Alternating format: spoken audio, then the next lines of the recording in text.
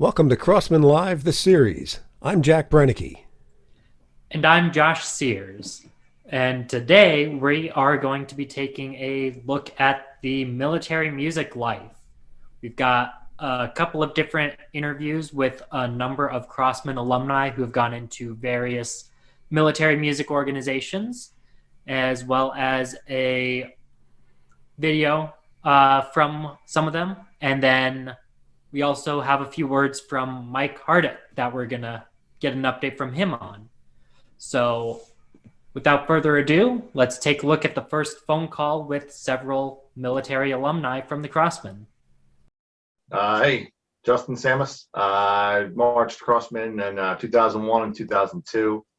Rebuilding year for Crossmen, and whole new staff and everything from the ground up that year. And we ended up having a good time, doing a pretty good job. After that, couple different drumline gigs, but we ended up, one of the guys and me started up the Eagles drumline, Philadelphia Eagles. So I was already in the Marines at the time, and me and the center snare that marched with Crossmen decided to audition for the Commandant's Own. And we made it. So we ended up marching 3-4 years in the Commandant's Own Marine Drum and Bugle Corps in Washington. I'm Matt Penland. I marched 2006 and 2007. So like the last Northeast years and the first Texas year. I was one of those people. And in the military, I'm in the Air Force concert band right now, playing percussion in Washington, D.C., just starting my 5th year. Yeah, I'm in my 5th year right now. Probably will stay in as long as I possibly can because it's a dream job for me. Yeah. My name is Ed Eberhardt. I was in the Crossmen pit from 1988 through 1991. So I was part of the rebuild happening in the late 80s, transitioning into the 90s, which of course was a very good decade for the Crossmen. And I spent 6 years in the U.S. Army band field. I was at Fort Hamilton, no longer open. It used to be in Brooklyn, believe it or not. And I was at Schofield Barracks, Hawaii, and Fort Sam Houston, San Antonio, which is why I'm in Texas now. So how did your experience with Crossmen prepare you for your career or your time as a military musician? Just marching drum corps in general gets you so prepared for boot camp. It's unbelievable. You're already ahead of them when they're trying to teach you drill and marching. You're just kind of like, oh, this is kind of a breeze and stuff. And usually you get picked for, squad leader positions or some kind of position because of your abilities of discipline and being able to take orders because you do it so frequently in drum corps and stuff like that. So, and the mental beat down and all that. So it's the natural progression for me. So people would think that was the easy part, but all the other training would be the hardest part for other people, I think. Anytime I even thought it was remotely hard, you just tell yourself like, wait, I marched drum corps for X number of years. Like, this is dumb. And you immediately just go back to being centered and you're like, this is so easy. This is so, if I could carry quads for however many years in San Antonio for spring training, I can definitely like wear a uniform and march around in a block. Like, yeah. It was a 7-pound rifle. Actually, like thinking about my year of Crossmen 07, doing spring training in San Antonio, I came back to that a lot and just like, well, I definitely made it through that when I was 17 years old, so I can make it through basic training in San Antonio as well super easily. Yep. Yeah, spring training in San Antonio is not easy. It was different for me because I had no plan on what to do after high school.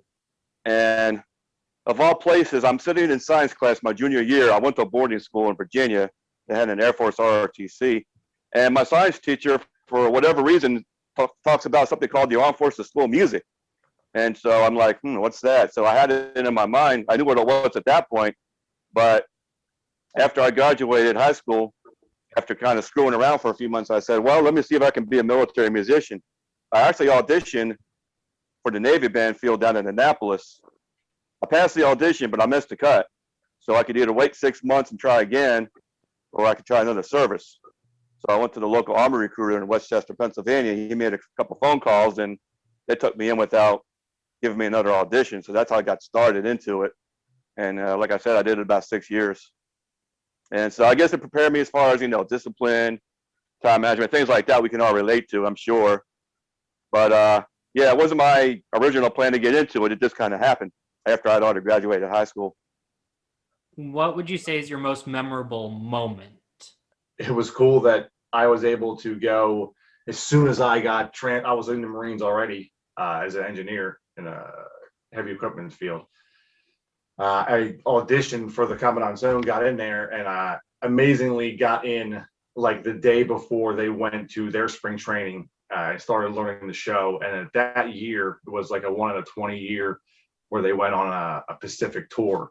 So they went to, like, as soon as we learned the show in Yuma, Arizona, we went right to Japan and Guam and Hawaii, and we ended up going to France and Canada. And so the traveling with them is crazy. I think the highlight is being on Iwo Jima and doing a ceremony like right on top of a mountain. Suribachi is like, that's one of the craziest things. Man, there's too many to pick, but I would say in 1991, we were in Boston, and it was the Drum Corps East Championships.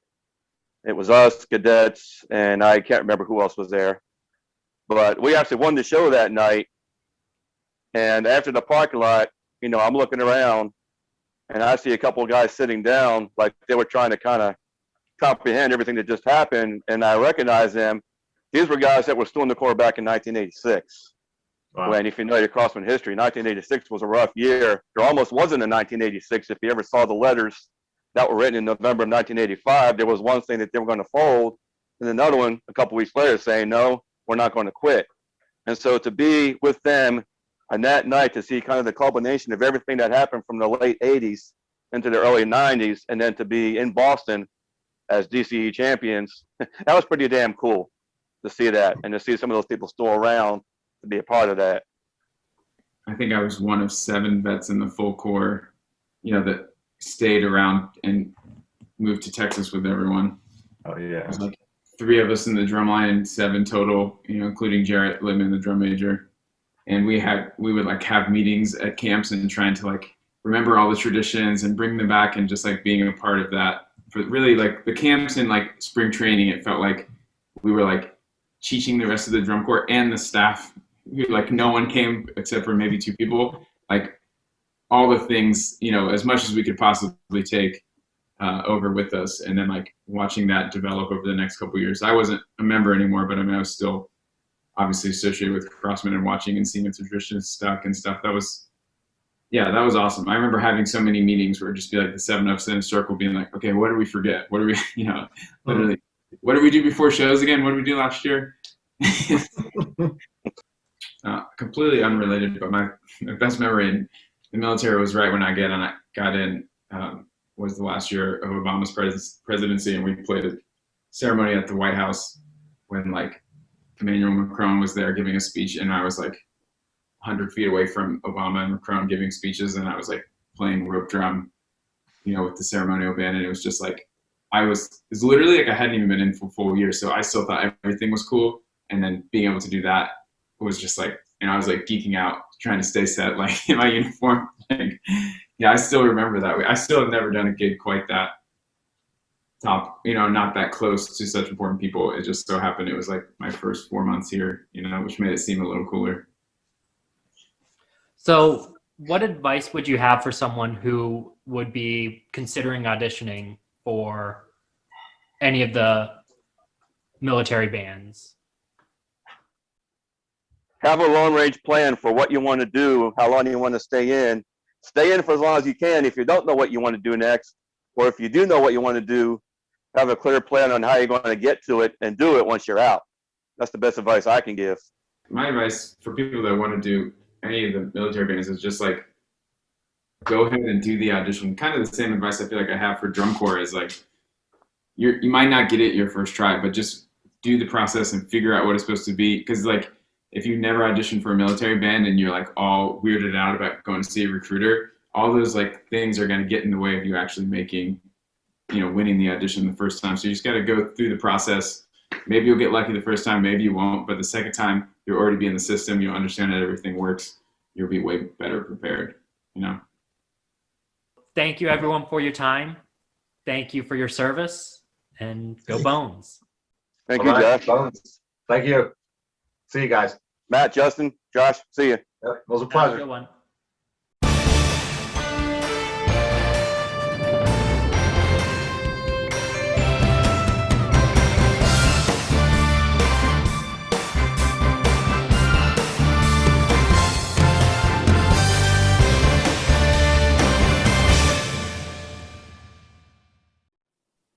Hey everyone, I'm Aaron Goldberg. Here's my buddy Taylor Jenkins. Hey, I'm Taylor. And each month we interview past Crossmen staff members or current Crossmen staff members. And we got Jamie Bennett here. Jamie Bennett aged out in '94, had some great years as a member and drum major in the '90s, and is a military musician, and hence the topic for this month's video. Jamie, how you doing? Hey, good. Nice to see you guys. Jamie, can you give us a short snapshot, kind of a synopsis of your drum corps history? Sure.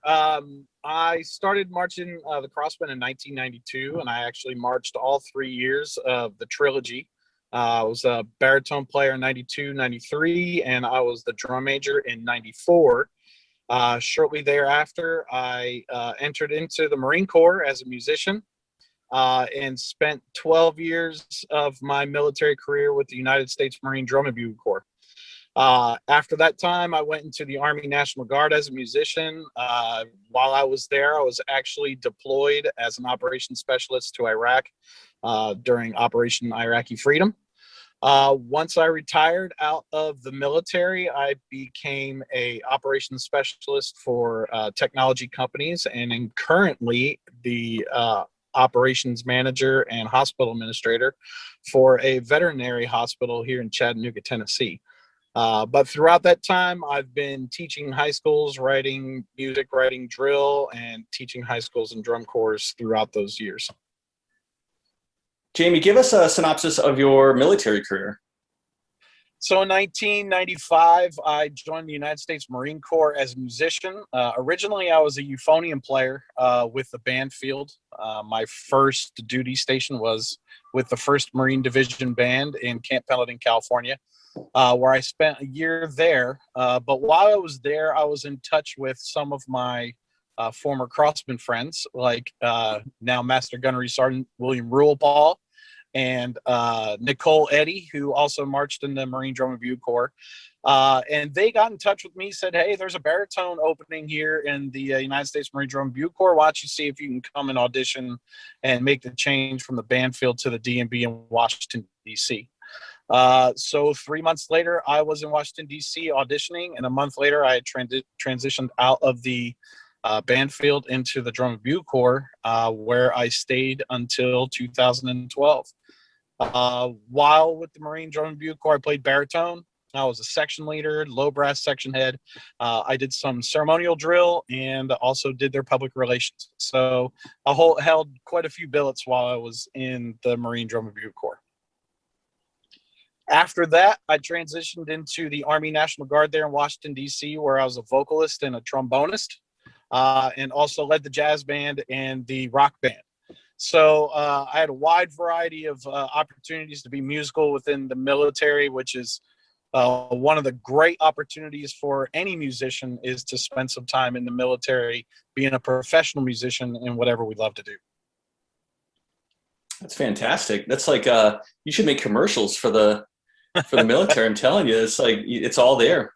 So we all know that drum corps is descended from military tradition. Was there anything in drum corps that you learned that helped to prepare you for going into the military?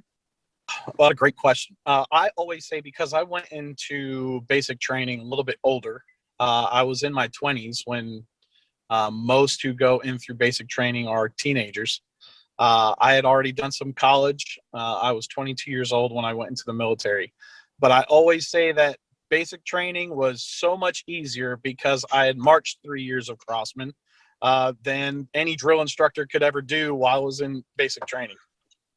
The mental aspect of basic training in the military is one of the biggest parts of getting over the hurdle. The physical capabilities are all built up, but they use a psychological aspect of basic training to get you prepared to be in combat. I already believe that because of my time in drum corps, I already had that discipline, that instructors in my face, all that kind of stuff, long before I donned a Marine Corps uniform. So I absolutely believe, and I think you can ask any military member that marched drum corps, that drum corps prepared them for their time in the military. most people who've marched drum corps have at least a couple crazy stories from life on the road. Do you have any crazy stories from your time in the military or in drum corps that you'd be willing to share with us tonight? Oh, crazy stories. I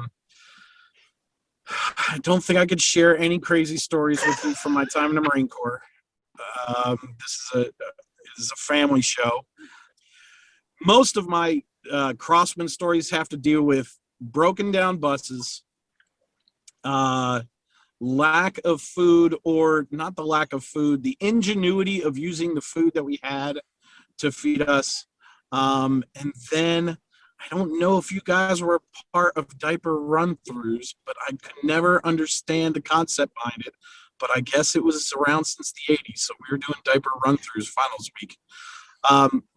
But a lot of my stories that come from the Crossmen have to deal with just the instruction that we had, and how unique it was to what I've experienced up until my life now.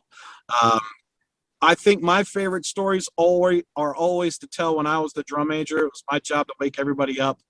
I loved to pick the music to wake everyone up, and I loved to be the one to just see everyone's smiling faces from a gym floor prior to inflatable beds being available and seeing them getting ready for the day. It was always my joy to be able to be the first one to say good morning to the Crossmen. This is just sort of an open-ended question, Jamie.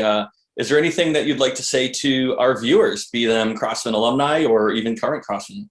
Just really want to say to the alumni, to the current members that are going through this, it's just the Crossmen itself is unlike any other team or entity you'll ever be a part of. I've taught other drum and bugle corps. I've been a part of the administration of other drum and bugle corps. The Crossmen itself, in all of its different ways, whether you're from Pennsylvania, New Jersey, Delaware, or Texas, the Crossmen family is something that does not ever leave you. It's like my Marine Corps family. The two are very similar in the way that you have a brotherhood and a sisterhood that does not ever go away, no matter how old you are, no matter how many children you have, and no matter if you're in the activity or not anymore. The relationships that you develop during that time are never ending. And that is one thing that, beyond anything that the Crossman has ever done for me, those relationships are the greatest things that I can hold on to. And I'm incredibly appreciative of everyone that gave me the opportunity to be able to do that. I had never known anything about drum corps until I went to Allentown one year, which is actually where I'm from, and then saw this crazy thing called drum corps, and a drum corps playing Pat Metheny, which I had never even heard of. I had to be a part of that. I had to do that. And once you have that feeling, it never goes away. So thank you so much to the alumni that helped me when I was marching, to those who are marching now today. I appreciate you, and I appreciate your sacrifice, and just know that this is something that will always be with you for the rest of your life. Yeah. Thanks so much for your time today, Jamie. We really enjoyed talking with thank you. you. And, I'm sure the audience appreciates hearing from you as well. So be well and guys. Go Bones. All right, go Bones. Take care, guys. Thank you so much. Bye, Thanks, Jamie. Nice Jamie. talking with you. Bye.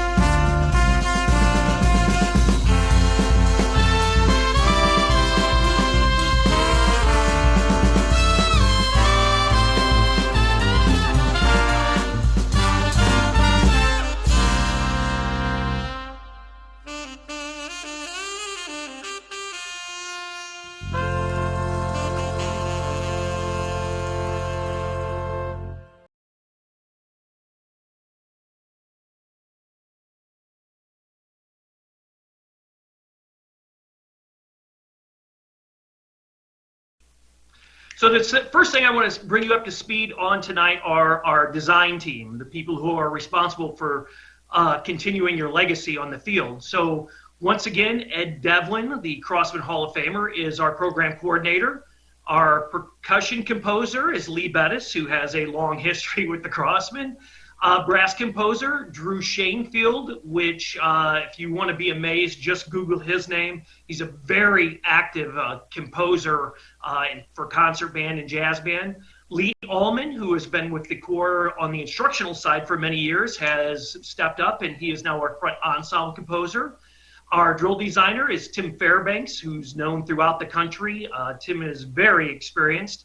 Our color guard coordinator this year is Tim Mikan. Tim comes to us from the West Coast. Fantasia Winter Guard is where he spends most of his time. And then, of course, we have our program consultants, and these are people who kind of guide us and are a huge help. Al Chez is, of course, back again because we just can't get rid of him.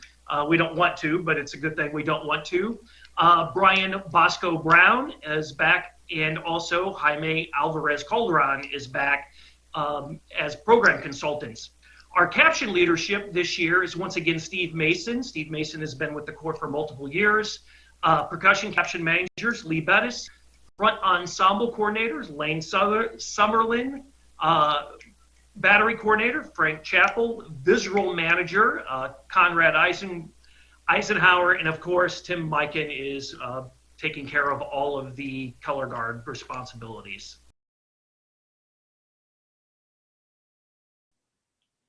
Hi, I'm Matthew Valentine. I am the Director of Bands for San Marcos High School in San Marcos, Texas. I marched Crossmen from 2008 to 2010, and then I was in the Commandant Zone from 2010 to 2014. I'm Ethan Bartley. I marched 2009, 10, 11, 13. And after I marched, I went to grad school, and now I'm in the United States Navy Band in Washington, D.C. Hey, I'm Justice McKenzie. I marched in the Contra line in 2007 and 2009. And in the time since, I've been touring. I did a tour with Lion King, did a tour with Shrek, and then a Japan tour with Blast. And then in 2015, joined the Air Force, and I'm a music arranger for the Air Force bands now. Hey, my name's Jordan Tuggle. I marched in 2007 on the snare line, and I am currently in the Commandant Zone, where I've been since 2017. Hi, my name's Kat. I marched in 2010 in the Millfield line. I am in the 300th Army Band, which is a reserve unit out of California, and I've been in there for 10 years now.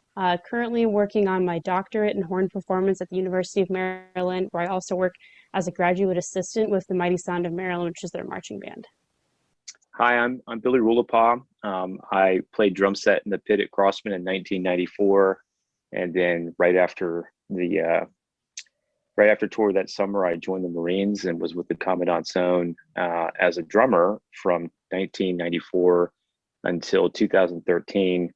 And then in 2013, I became their musician placement director, and that's where I currently am now at Quantico, Virginia. I'm not sure Ethan was born in 1994. I was 3, yeah. Close, but not quite.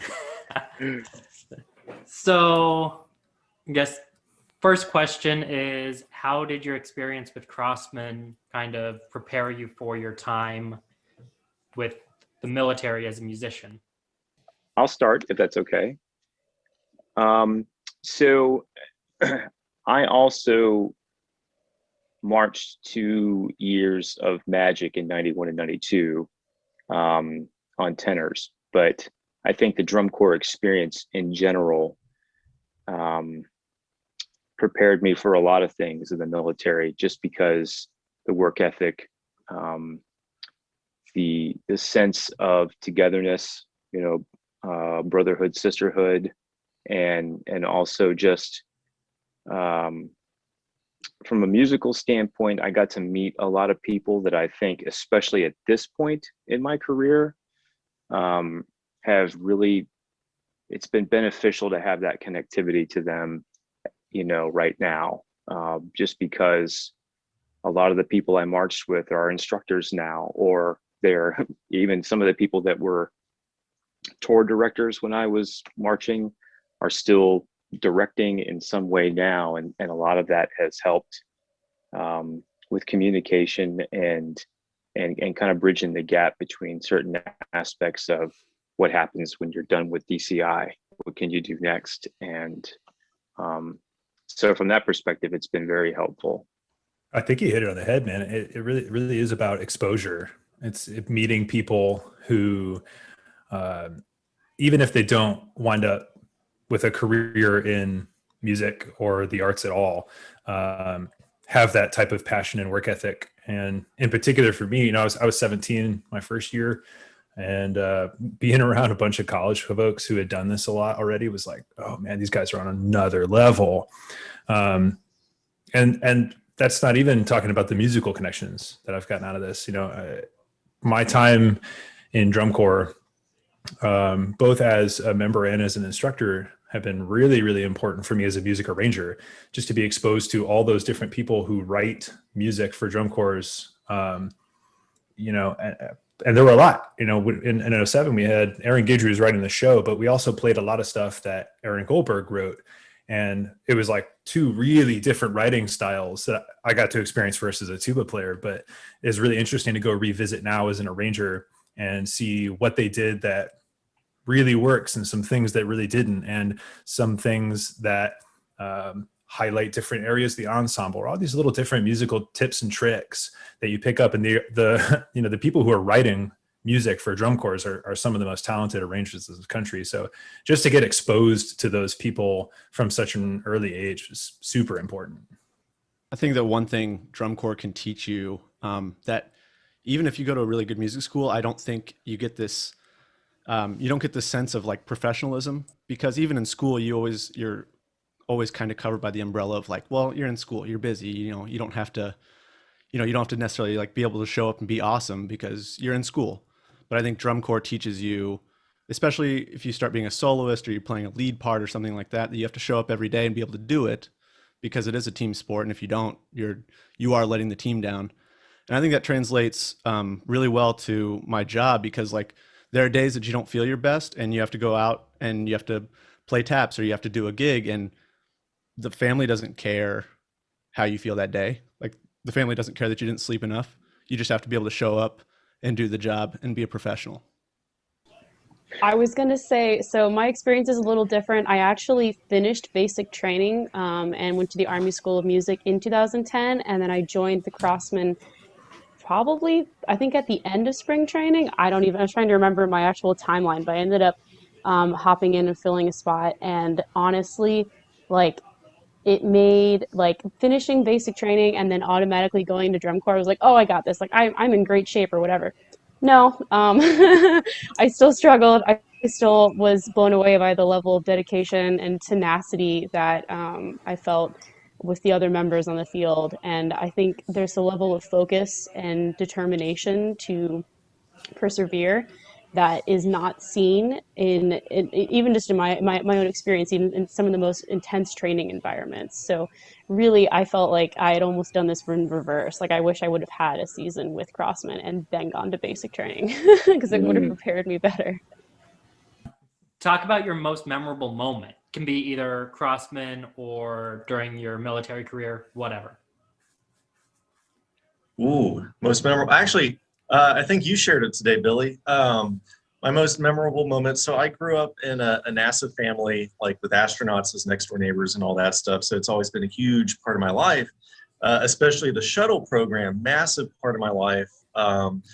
Even my dad worked on it for years and years and years. So we performed for the retirement ceremony or the exchanging of the space shuttles. I think it was in 2013 or 12. And so we went to that at the National Air and Space Museum. And as the Enterprise left, I don't remember which one took its place. I think it was Discovery took its place. Yeah, and it was just so emotional. And still, I'm trying to get a big painting put up on my wall of that just to capture the moment forever. But I remember that every single minute of that day.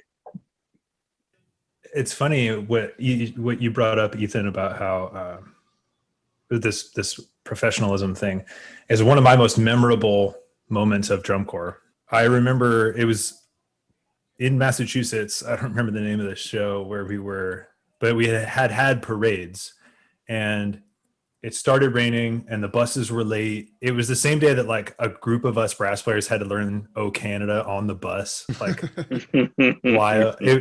We got to the show late. We had virtually no warm up. I think we like played in front of the bus, and then DCI officials came and yelled at us, and like, you can't do that. And the show went pretty well. And I remember afterwards, Aaron Goldberg, huddled up the brass, and he was like, "Tonight, you guys became professionals.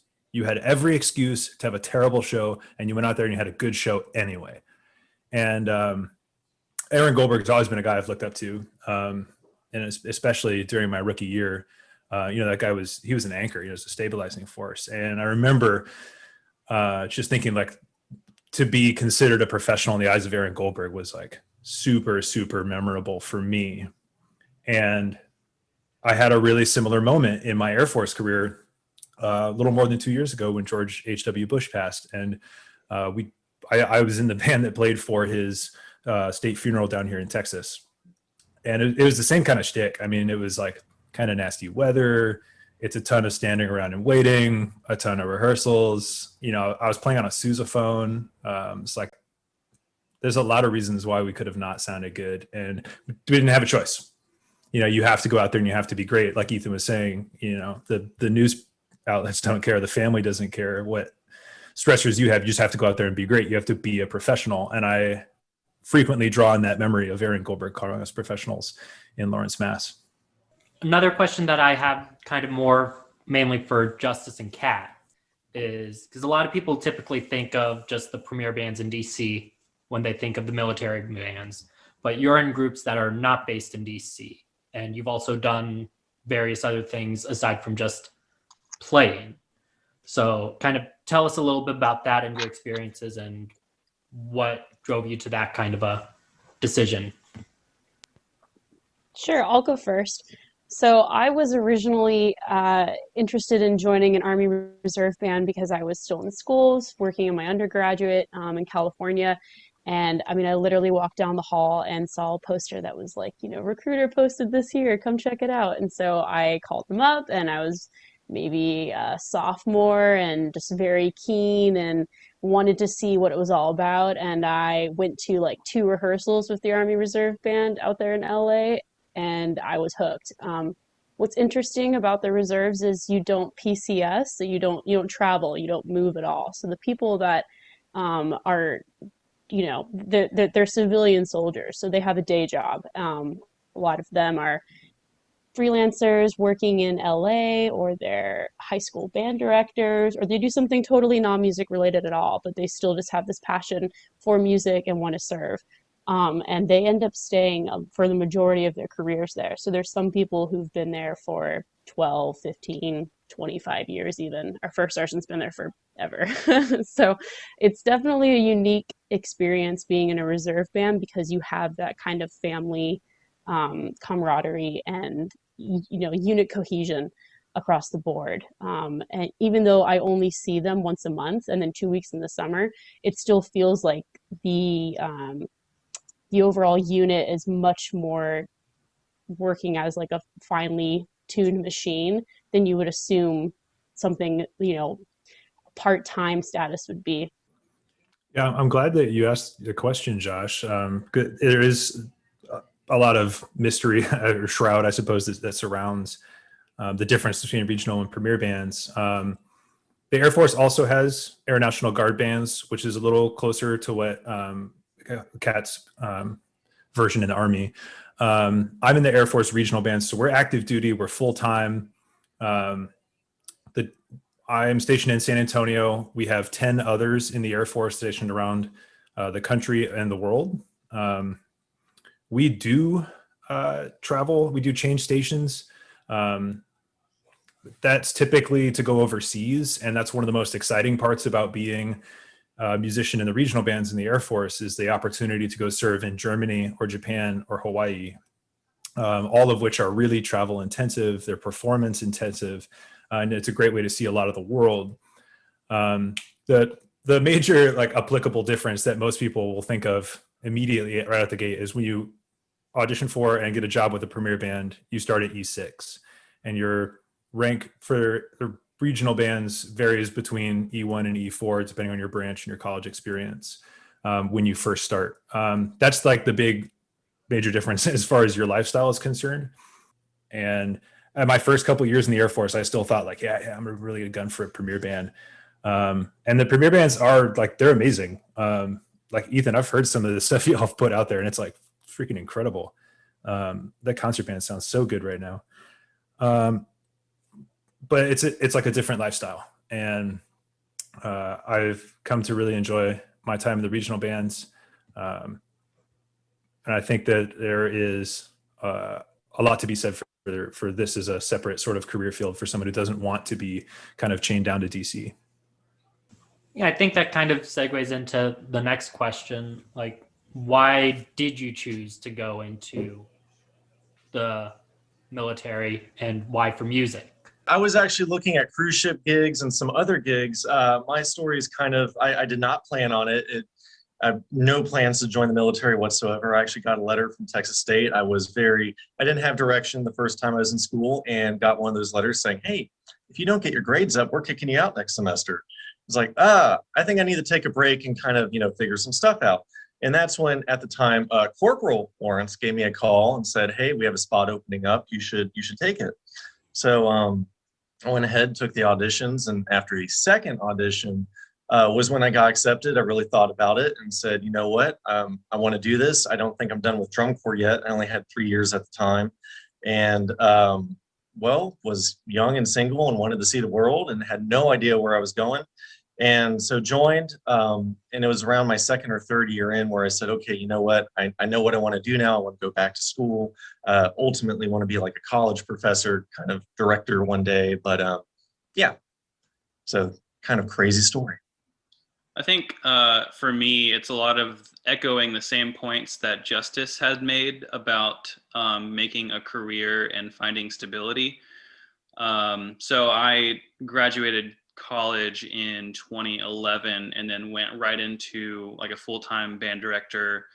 And it was just a lot kind of right out of there, and then removed myself and kind of went into more of a, private lessons, gigging, teching drum line, doing all of the side gigs while pursuing other career efforts. But then kind of what Justice was saying, it's like you're employed for a certain amount of time, then you're unemployed, and kind of doing this back and forth and wasn't really growing in the same way. So finding the opportunity to come to the Commandant Zone was a career path and launching a different just pathway into something that would grow me as a musician and a person, while also getting benefits and stability and career and finding the way to, have a family that just wasn't possible in the lifestyle that I was living previously. This is my elevator recruiting pitch. If you're a musician, the military is the largest employer of musicians in this country. Depending on what instrument you play, the military can represent up to 50% of the full-time employment opportunities you have if you want to be a performing musician. You can't afford to ignore this career opportunity. If you are trying to make it as a professional musician, this has to be on your radar.